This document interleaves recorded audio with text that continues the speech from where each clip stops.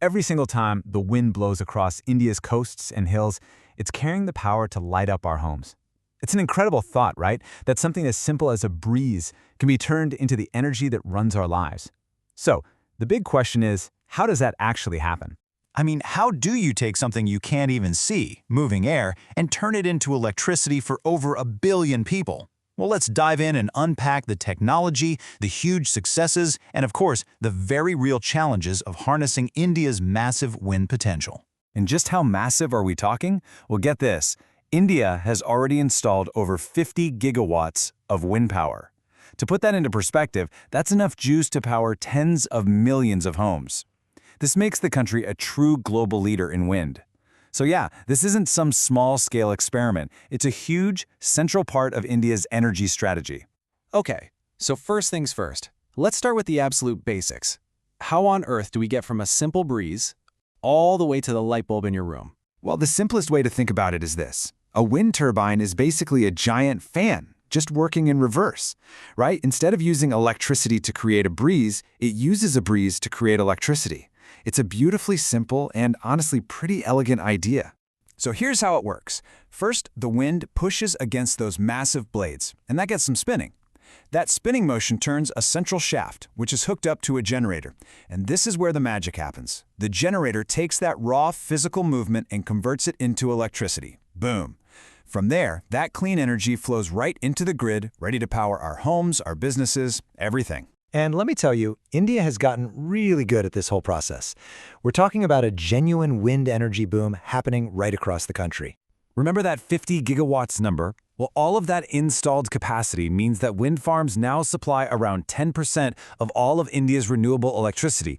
Now, that is a significant slice of the pie, and it's absolutely crucial for helping the nation rely less on coal. But here's the thing. This power isn't spread out evenly across the country. Not at all. You have a few key states that are the real powerhouses. Take Tamil Nadu. With its long, windy coastline, it generates nearly a quarter of the entire country's wind power. And right behind it, you've got Gujarat and Maharashtra. Okay, so this all sounds amazing, right? But for all its incredible benefits, wind is a gift from nature. And like any gift from nature, it can be super powerful, but also wildly unpredictable. And folks, this right here is the central challenge of wind energy. I mean, think about it. You just can't order the wind to blow. It's not like a coal or a gas plant where you can just flip a switch and get power on demand. Nope. Wind power is 100% at the mercy of the weather.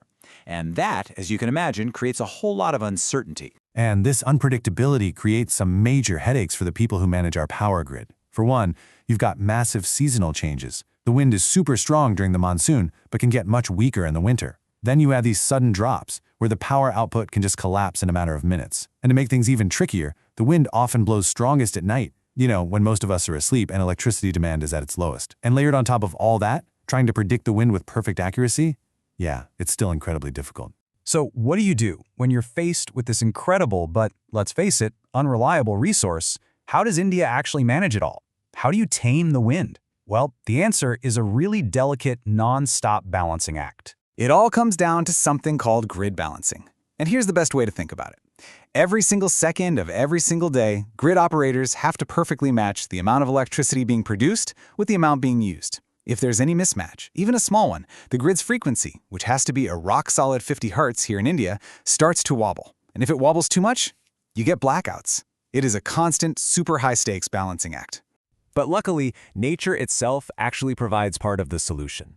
It turns out that here in India, wind and solar power are, well, they're almost perfect partners. It's pretty cool, actually. Solar obviously is king during the day, but the wind, it often picks up in the evening and during the cloudy monsoon season, which is exactly when solar power starts to fade. And this natural partnership is a massive advantage for those grid operators. It helps smooth out the daily peaks and valleys, creating a much more stable, continuous flow of clean energy.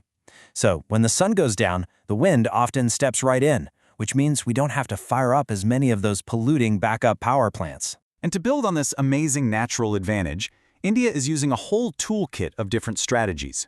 We're getting smarter, using things like AI and satellites for better weather forecasts. We're getting more flexible, keeping hydro and gas plants on standby ready to jump in. And we're getting better connected, building out these green energy corridors to move power over long distances to where it's needed most. And, crucially, This also means investing in big batteries and pumped storage, and of course, building more of those amazing wind-solar hybrid projects. So, with all these tools and strategies already in play, what's next? What's on the horizon for wind power in India? Well, the next great frontier, it isn't on land at all, it's moving out to sea. That's right, India is now seriously looking at building huge offshore wind projects, especially along the coasts of Gujarat and Tamil Nadu. So why is everyone so excited about this? It's simple, really. The winds out at sea are generally way stronger and much more consistent than the winds we get on land. I mean, they don't have to deal with hills or buildings getting in the way. And what that means is that offshore wind has the potential to unlock gigawatts of incredibly stable and reliable clean power. And really, this is the key thing to remember. Wind power, especially when you pair it smartly with solar and back it up with storage, is not just some nice-to-have extra source of energy anymore. It has the potential to become a true backbone of India's entire clean energy future. So it's clear that India is learning how to tame the wind. Now, the journey definitely has its challenges, from those nightly lulls to the powerful monsoon gusts. But the path forward is getting clearer and clearer. And it leaves us with one final big question. With smart planning and all this new technology, can the sky above India truly power its future?